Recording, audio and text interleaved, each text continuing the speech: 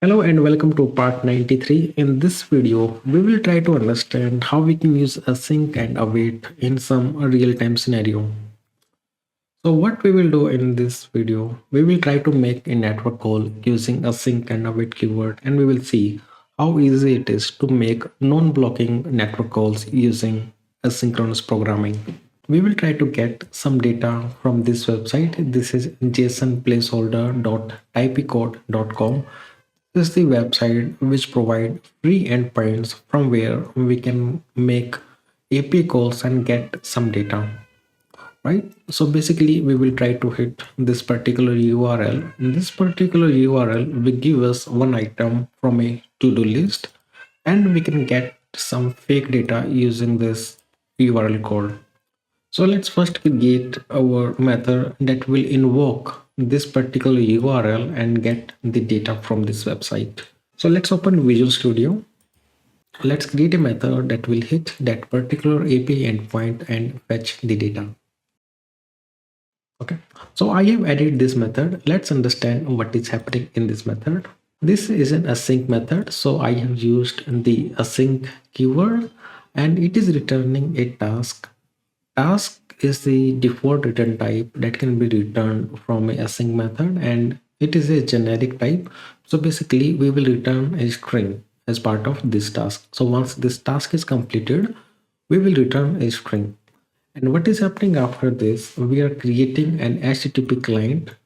HTTP client class is used to make HTTP calls, right? And we have this using keyword here. Using keyword is used to dispose of the objects which are getting created. Once we have finished this piece of code, this object will be automatically destroyed. We need not to write manual code to dispose of this object. And this can be used with database connections, opening file streams, and other things. So in this example, we are creating an HTTP client. And in the next line, what we are doing, we are using HTTP client and calling get string async method. Okay, from this class, we are calling get string async method, and we are passing down the URL from where we need to get the data. If you notice here in this website, they have mentioned this URL, right? So I have copied this URL in my Visual Studio Code and added this URL here. Okay, and if you notice here, this is an async method, right? You can go to the definition and see this is an async method present in HTTP client class. Come back to our main class. And here you can see we are using the await keyword. What will happen, as you have seen in the last video also, whenever there is a long running task or the operation that can take some time to execute or to complete, we can use await keyword so that we will allow C# or .NET to complete this piece of code. And once that piece of code is executed, the result will be stored in the result keyword, right? So the await keyword is used to perform a non-blocking GET request. Okay. And once we have the result, we are simply returning that result here. Okay. So this is the method that is responsible to invoke this particular URL and get the data. What we want to do, once we have received this data, we want to make some operation on it. For example, we want to change this data to uppercase. For that, let's add one more method that will convert this piece of result, whichever string we will receive from this URL, it will convert that string to uppercase. For that, I have added this method, process data. It is a normal method.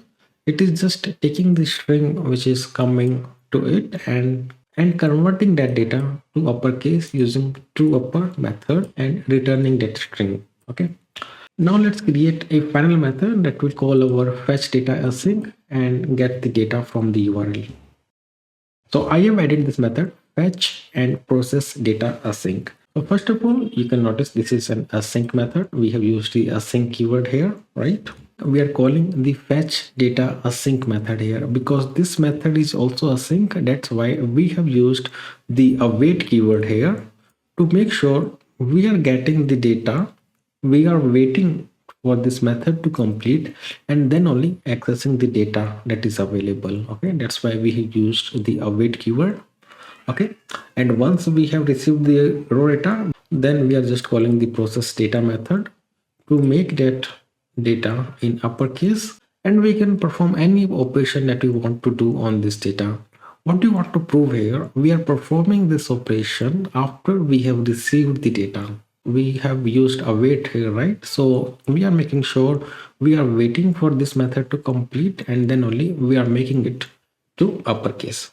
Once that is done, we are just printing that data on console. Okay, now the last step is to execute this method. Okay, so let's just execute this method, and at the end let's print add console.readline. Now let's run the program.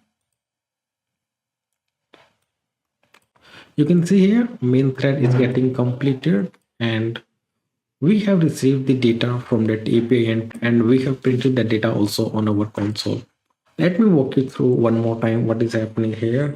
We have this method fetch data async that is calling this particular URL and getting the data. And what we are doing, this is a network call, and network calls can take some time depending on your network speed. Okay, so to make sure we are waiting for this network call to complete, we have used the await keyword, and once we have received that result, we are returning that result from here. Okay, and we are using fetch and process data async method. In that method we are actually calling our fetch data async method.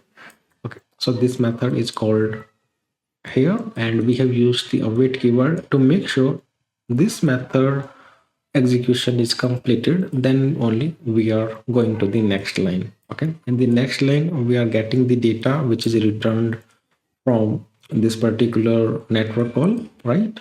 And we are sending the data to our process data and getting the process data here. Once we have received our process data, that is nothing but the data received from this URL, but in uppercase. That data we are printing on the console window, right? That's why when we are running the program, you can see main thread is getting completed. So we are making a non-blocking network call. We are not blocking our main thread, and we have received the data and making sure we are converting that data in uppercase using the process data method. That's all for this video. In the next video, we will continue our discussion on async and await.